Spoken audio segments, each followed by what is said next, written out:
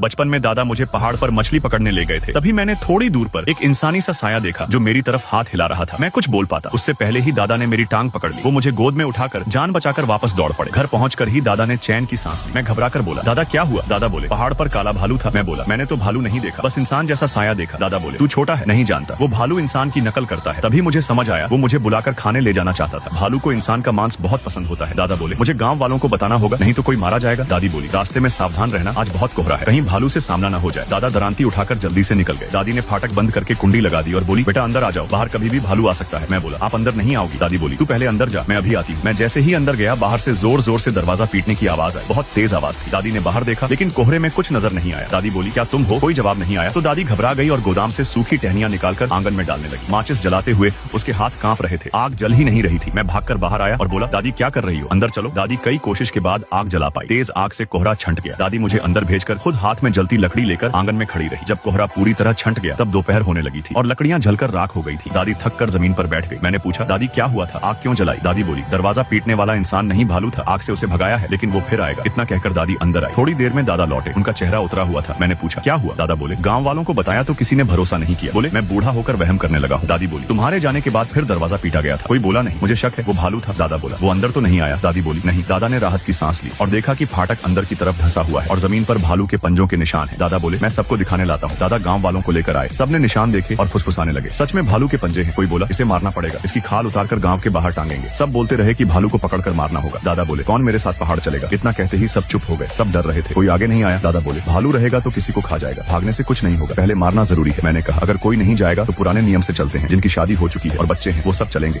लोग बोले, भालू कितना बड़ा है? दादा बोले, बस 700-800 किलो तुम्हारी मोटी सुअर जितना। यह सुनकर लोग थोड़ा निश्चिंत हुए। करीब 15 आदमी हथियार लेकर दादा के साथ पहाड़ चले गए। दादी मुझे लेकर मामा के घर चली गई, क्योंकि वहाँ 2 बड़े काले कुत्ते थे और जगह सुरक्षित थी। लेकिन जैसे ही हम वहाँ पहुंचे, मामा अचानक सन्न रह गए।